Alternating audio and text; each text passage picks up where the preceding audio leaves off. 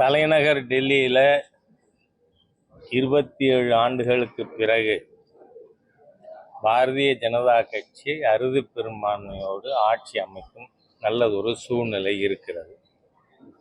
ஏனென்றால் கடந்த 12 ஆண்டுகளாக 2013 ஆம் ஆத்மி கட்சியினுடைய ஊழல், நீங்கள் வீட்டை விட்டு கால் வெளியில் வச்சா குப்பையில் தான் வைக்கணும் காலை. அந்த மாதிரி நகர் முழுவதும் அசுத்தமாக பராமரிக்கப்படாமல் இருக்கின்ற ஒரு மோசமான ஆட்சியை மக்கள் பார்த்திருக்கின்ற காரணத்தால் இந்த முறை பாரதிய ஜனதா கட்சிக்கு மாண்புமிகு பிரதமர் மோடி அவர்கள் அரசாங்கத்தின் சாதனைகளுக்கு நல்ல பலன் அளிக்கும் என்கின்ற சூழ்நிலையானது இருக்கிறது. தமிழகத்தில் ஹிந்து விரோத தீய சக்திகளின் ஆட்சி நாளுக்கு நாள் அதனுடைய அக்கிரமங்கள், அராஜகங்கள் அதிகரித்து கொண்டே இருக்கின்றன. இந்து கோவில்களை கொள்ளையடித்து கொண்டிருக்கின்ற ஒரு ஆட்சி.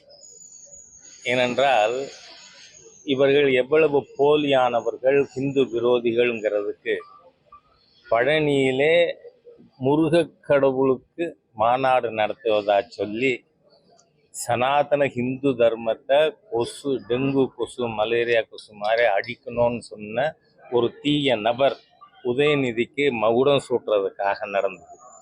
அது நமக்கு இப்போ இங்கே தெளிவாக தெரியுது. என்றால் திருப்பரங்குன்றத்தில் 1931 லண்டன் பிரிவி கவுன்சிலுடைய தீர்ப்பின்படி முழு மலையும் முருகனுக்கு சொந்தம். அதாவது எல்லாரும் ஏதோ மத நல்லிணக்கம், இந்த புண்ணாக்கு புடலங்காயெல்லாம் எப்போ வருது? நான் கேட்குறேன், அந்த சிக்கந்தர்ங்கிற நபர் அவர் எப்படி மலையில் செத்து போனார்? மலைக்கு எதுக்கு போனார்?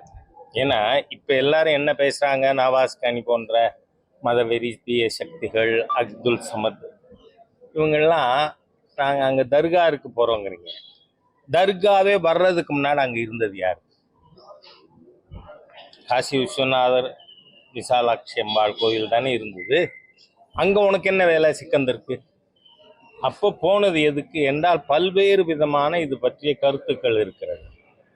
அந்த காசி விஸ்வநாதர் கோயிலை இடிப்பதற்காகத்தான் சிக்கந்தர் போனான் என்று கூட வழக்கு இருக்கிறது. மக்களிடையே அது மாதிரியான கருத்து இருக்கு. அதனால் அப்படி இருக்கும் பொழுது ஆயிரக்கணக்கான ஆண்டுகளாக இருக்கின்ற இந்துக்களுக்குத்தானே அந்த மலை சொந்தம். உனக்கு என்ன வேலை? அதனால ஈவன் மத நல்லிணக்கம் விரும்புகிறவங்க, ஹிந்து முஸ்லீம்களிடையே பிரச்சனை இல்லாமல் இணக்கமாக வாழணும்னு நினைக்கிறவங்க, தே கேன் ரீலொகேட் தி தர்கா. என்ன தப்பு இருக்கு? இப்போ அயோத்தியில் அதே மாதிரி தானே ஆர்கியலாஜிக்கல் சர்வே ஆஃப் இந்தியாவுடைய ஆராய்ச்சியின் அடிப்படையில் கொடுக்கப்பட்ட தீர்ப்பு. அது ஏதோ நம்பிக்கையின் அடிப்படையில் மாத்திரம் கொடுக்கப்பட்ட தீர்ப்பு அல்ல, ஆதாரங்களின் அடிப்படையில் வந்து கொடுக்கப்பட்ட தீர்ப்பு. அந்த மாதிரி இதுக்கு தீர்வு காணணும்னு நினைச்சா முஸ்லிம் மக்கள் அந்த மாதிரியாக இந்துக்களோடு நாங்கள் டெய்லி உரண்டை இழுக்கிறது இந்துக்களுக்கு எதிராக அப்படி. ஏன்னா தமிழ்நாட்டில் இல்லைன்னா நம்ம நினைக்கக்கூடாது. அயோத்தியில் மாத்திரம் நடந்தது, மதுராவில் நடந்தது, காசியில் நடந்துங்கிறது இல்லை. இங்கே இருக்கின்ற சென்ட் தாமஸ் சர்ச், அதுதான் கபாலி கோயில். இது ஏற்கனவே திருமாவளவன் போன்றவர்கள் பெருமையா சொல்லிண்டது. கபாலி கோயில் இடிச்சு சர்ச் வச்சிருக்கோம் போர்த்துகீசியர்கள் இங்கே வந்த பொழுது 1500 அப்படின்னு. ஆக இந்துக்களுடைய வழிபாட்டு தலங்களை எல்லாம் நீங்கள் ஆண்டாண்டு காலமாக அபகரிப்பீர்கள், ஆக்கிரமிப்பீர்கள். ஆனால் இந்துக்கள் மாத்திரம் இந்த சிங்கம் வந்து ஆட்டுக்குட்டியை சாப்பிட்டு கொடுத்தோன்னா சிங்கத்தோட ஆடு ஐக்கியமாயிடுதுன்னு சொல்றது மாதிரியா ஹிந்து சமுதாயத்தை நாங்கள் அழிச்சிட்டோம்னா நாங்கள் ஒன்றா ஆயிட்டோம்னு பேசுறதெல்லாம் சரியா இருக்காது. ஆகவே தமிழக அரசாங்கம் ஹிந்து விரோத கொள்கையை கைவிடணும். இல்லைன்னா 26 ஹிந்துக்கள் அனைவரும் தேசியவாதிகள், தமிழை நேசிப்பவர்கள். ஏன்னா நீங்க அத்தனை பேரும் தமிழ் விரோதிகள். ஈவேரா பேரை சொல்ற ஒத்தங்கூட தமிழ் விரும்புறவனா இருக்க முடியாது இல்லை. ஏன்னா தமிழ் சனிய காட்டுமராண்டி மொழின்னு சொன்ன ஈவேராக்கு செலவைக்கிற கூட்டம் தமிழ் பற்றாளர்களாக இருக்க முடியுமா? ஆகவே இந்த தமிழ் விரோத, ஹிந்து விரோத தீய சக்திகள் நாளைக்கு இந்துக்களுடைய ஆர்ப்பாட்டத்திற்கு அனுமதி தர வேண்டும். ஏன்னா இப்போவே இந்த ஸ்டாலின் அயிலோலியா பாபு கூட்டம் மயிலாடுதுறையில் ஃப்ளக்ஸ் வச்சா அங்கே ஃப்ளக்ஸ் வச்சவனை கைது பண்ணி நீதிபதியை கூட்டின்னு போகிறாங்க. நீதிபதி சொல்கிறார், இதில் எந்த செக்ஷன் அட்ராக்ட் ஆகுது, எதுக்கு அனாவசியமாக நீ கூட்டின்னு வந்திருக்க அப்படின்னாலே இந்த ஹிந்து விரோத தீய சக்திகளின் ஆட்சி ஸ்டாலினோட அரசாங்கம் ஹிந்துக்களை துன்புறுத்துவது ஒன்று தான் இவங்களுக்கு வேலை.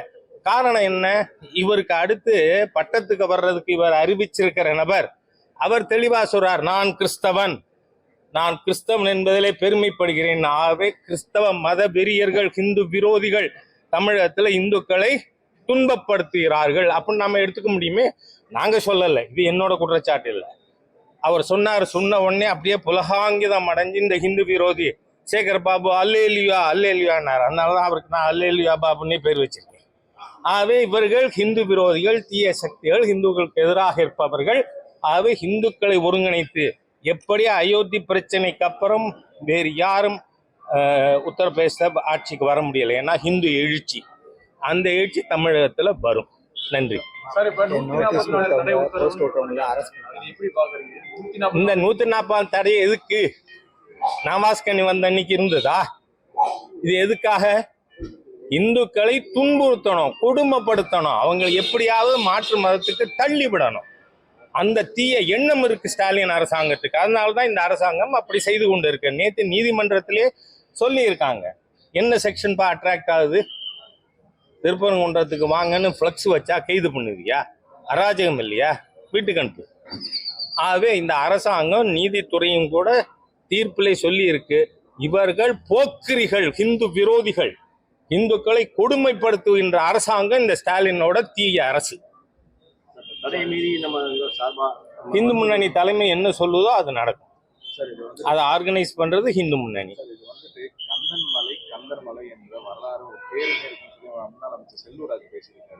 கந்தர் மலை தாங்க, ஸ்ரீ கந்தர் மலை.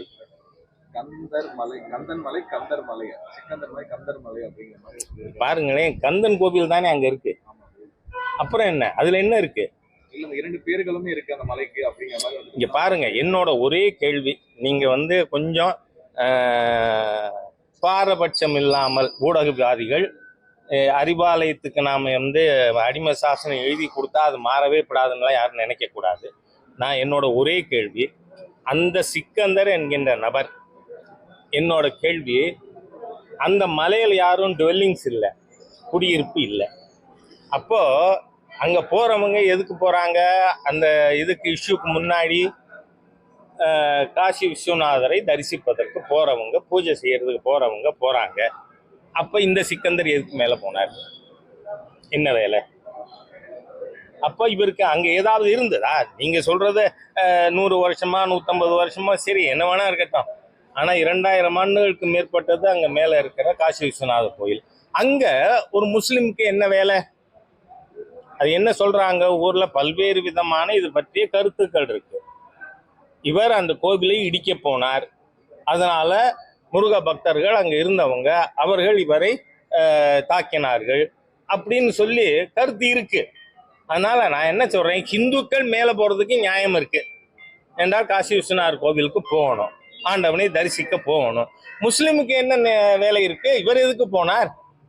ஆகவே அதுல இருந்து என்ன தெரியுது? ஆக்கிரமிக்க சென்றவர் அப்படின்னு தெரியுது இல்ல. அதனால அதுல ஆர்குமெண்ட்டுக்கே வேலை இல்லை. நாம பகுத்தறிவு ரீதியா யோசித்து பார்த்தால் ஏன்னா 1931 பிரிவி கவுன்சில், லண்டன் பிரிவி கவுன்சில், ஏன்னா இங்க இருக்கிற டிஸ்ட்ரிக்ட் கோர்ட்ல இருந்து மேல போய் நாம லண்டன் பிரிவி கவுன்சில்ல இதற்கு தீர்ப்பு என்ன வந்திருக்கு?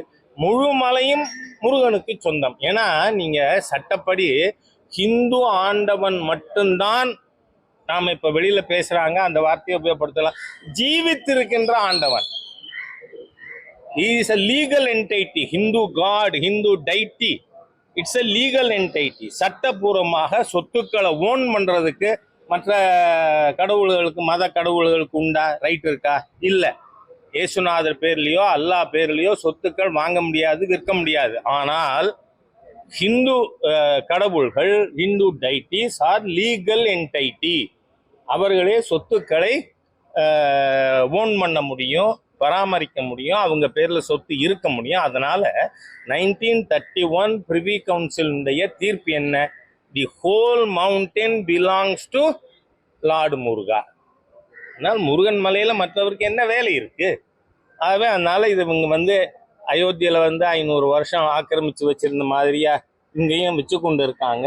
அதான் ஹிந்துக்களோடு இணக்கமா வாழணும்னு பேசுறது நீங்க வாயில, ஆனா செயல்பாட்டுல இல்லை. இந்த அரசாங்கம் ஹிந்து விரோத தீய அரசு தான். ஸ்டாலின் அரசு ஹிந்து விரோத அரசு தான். ஏனென்றால் நான் பெருமைப்பாடு கிறிஸ்தவன். ஏன் பெருமைப்பாடு இந்துவன் உங்க அப்பா சொல்லுங்க.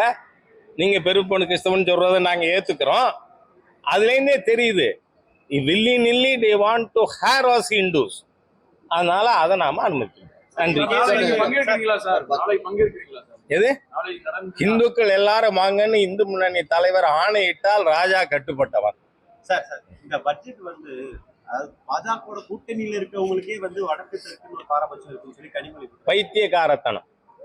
கனிமொழிக்கு அரசியல் சட்டம் தெரியுமா, பட்ஜெட்னா என்ன தெரியுமா கேட்கிறேன் நான். ஏனென்றால் எந்த ஒரு மாநிலத்துக்கு ஏதாவது ஒரு விசேஷ திட்டம் இருந்தால் அந்த மாநிலத்தோட பேர் வரலாம்.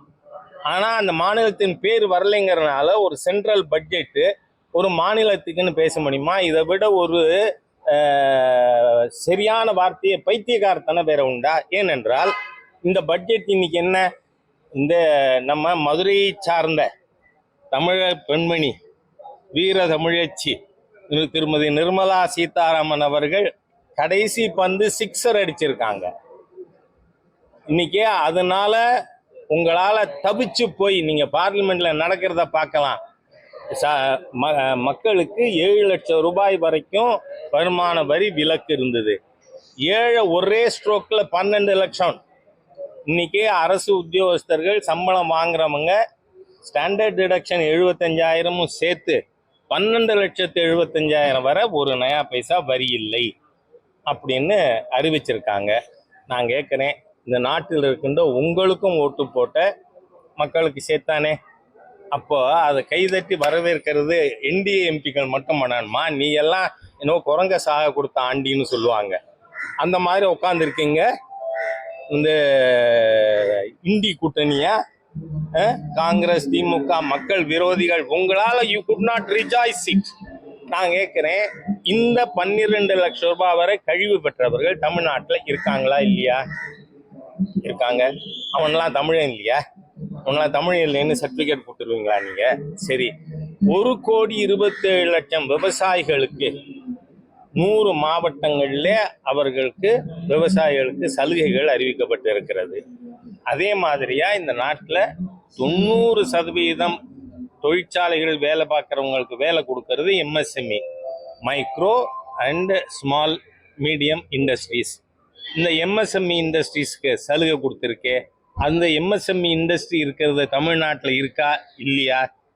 அதே மாதிரியா 37 விதமான விசேஷ நோய்களுக்கான மருந்துகளுக்கு வரி விலக்கு கொடுக்கப்பட்டு இருக்கிறது.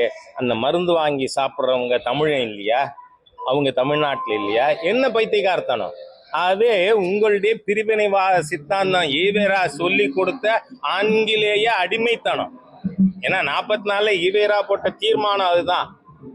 வெள்ளையன் இந்தியாவை விட்டு வெளியேறக்கூடாது, அப்படியே வெளியேறுவதாக இருந்தால் லண்டனில் இருந்து கொண்டாவது சென்னை ராஜதானியை ஆள வேண்டும்னு தீர்மானம் போட்ட தேச துரோகிக்கு சிலை வைக்கின்ற கூட்டம் இந்த நாட்டு மக்களுக்கு நல்லது நினைக்குமா?